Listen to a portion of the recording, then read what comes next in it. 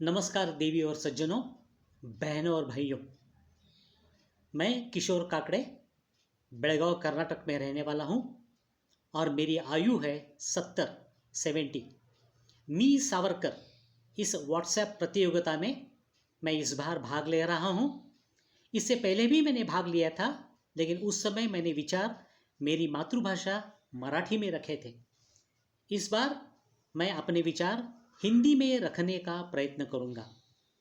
मैंने विषय चुना है सावरकरांच्या विचारातील सशस्त्र सज्ज भारत आणि ऑपरेशन सिंदूर। राष्ट्रभक्ति ले हृदय में हो खड़ा यदि देश सारा, संकटों पर मात कर यह राष्ट्र विजयी हो हमारा। हमारा राष्ट्र सदैव विजयी हो। ये विचार अच्छा है, लेकिन यह कृति करने के लिए हमारे हाथों में आधुनिक शस्त्र होने ही चाहिए। जब हमारे भारत को स्वतंत्रता मिली 1947 में, तत्कालीन पंतप्रधान पंडित जवाहरलाल नेहरू जी को हमारे सावरकर जी ने एक पत्र लिखा था। उस पत्र में सावरकर जी ने लिखा था कि हमारी सीमाएं सुरक्षित रखें, क्योंकि सुरक्षित सीमाएं यानी कि सुरक्षित भारत और सुरक्षित भारत के नागरिक।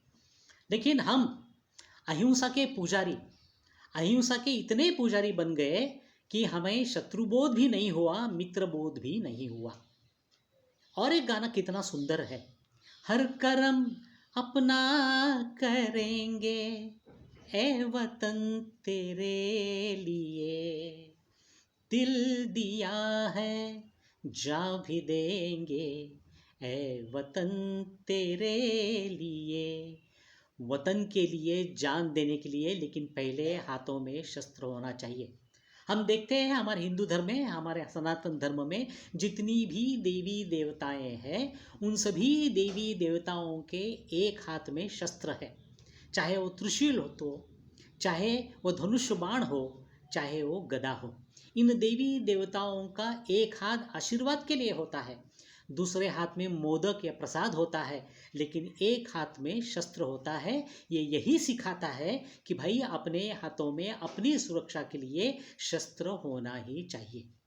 हमारा हिंदुस्तान ज्ञान, विज्ञान, टेक्नोलॉजी और परंपरा का एक संगम जैसा देश है। इसलिए जब राफेल हमारे पास आता है तो राफेल का स्वागत हम उसकी पूजा करके करते हैं।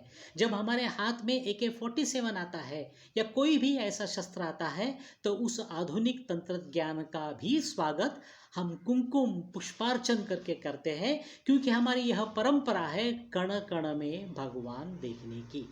और इसलिए सक्षम सीमाएं यदि नहीं हो तो कसाब जैसे लोग अंदर आते हैं। हमारी सीमाएं सुरक्षित नहीं हो तो पहलगाम जैसा आतंकवाद होता है, और यदि हमारी सीमाएं सुरक्षित ना हो तो दिल्ली जैसे बम विस्फोट होते हैं और हमारे निष्पाप नागरिकों की जान चली जाती है। एक नैरेटिव चलाने की बात आजकल चलती है। ये नैरेटिव यानी एक गलत विचार रखना, और यह गलत विचार बार बार कहना, ताकि इस गलत विचार को जनता सच समझे, सच्चाई समझे। इसका एक उदाहरण मैं देता हूँ। रानी ने कहा रात है, रानी ने कहा रात है, राजा ने भी कहा रात है, मंत्री ने भी कहा रात है, और सभी दरबारियों ने कहा रात है, रात है, रात है, लेकिन ये तो सुबह सुबह की बात है। रानी ने कहा रात है, राजा ने भी कहा रात है, मंत्री ने भी कहा रात है, सभी दरबारियों ने कहा रात है, लेकिन कितना गलत बोल रहे थे। रानी को सपोर्ट करने के लिए, रानी और राजा को मस्का लगाने के लिए सिर्फ लोग कह रहे थे कि सुबह सुबह होते हुए भी रात है, रात है, रात है। ये है नैरेटिव का जादू।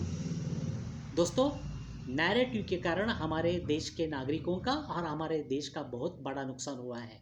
महात्मा गांधी जी के हाथों में भी लाठी थी। वो लाठी क्यों थी मैं नहीं जानता, लेकिन लाठी के कारण लोग थोड़ा दूर रहते हैं।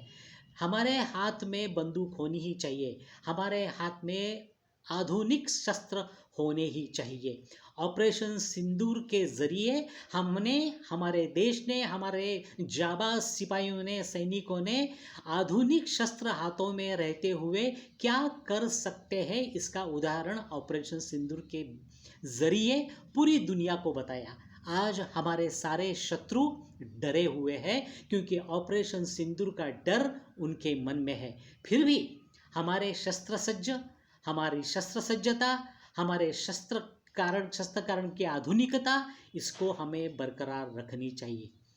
लोग ये भी कहते हैं कि मेरी भाषा महान है, बिल्कुल सच है। मेरी जाति महान है, बिल्कुल सच है। मेरी गली महान है, बिल्कुल सच है। मेरा राज्य महान है, बिल्कुल सच है। लेकिन जब तक भारत महान नहीं रहेगा, भारत सुरक्षित नहीं रहेगा, तब तक मेरी जाति, मेरी भाषा, मेरी गली, मेरा धर्म कुछ भी उपयोग वाला नहीं है। क्योंकि जब भारत पर आक्रमण होगा तो हमारी जाति, हमारी भाषा महान कैसी रहेगी। इसलिए देश से है प्यार तो हर पल ये कहना चाहिए, अरे मैं रहूं या ना रहूं, भारत ये रहना चाहिए। इन सभी देशभक्ति पर गानों के माध्यम से हमारी आज की जो युवा पीढ़ी है, हमारा देश भी युवा है, इस युवा पीढ़ी को मन में और उनके मन मस्तिष्क में हमें देश प्रेम की ज्योत जगानी पड़ेगी। हमारे युवाओं को ऐसे हमें खड़ा करके रखना पड़ेगा ताकि जो भी संकट देश पर आए तो ये युवा अपना हाथ में रखा हुआ मोबाइल छोड़कर कोई शस्त्र हाथ में लेकर शत्रुओं का मुकाबला करे और भारत माता को सुरक्षित रखे। सावरकर जी के शस्त्र सज्ज के विचार और ऑपरेशन सिंदूर हमें यही बताते हैं कि जैसे भगवान श्री कृष्ण ने अर्जुन को बताया कि उठाओ गांडीव और करो अपनी रक्षा, अपने धर्म की रक्षा। तो अपनी धर्म की रक्षा के लिए, अपने सुरक्षित भारत के लिए, हिंदुस्तान के लिए हमें शस्त्रों की आवश्यकता है। भारत माता की जय। वंदे मातरम।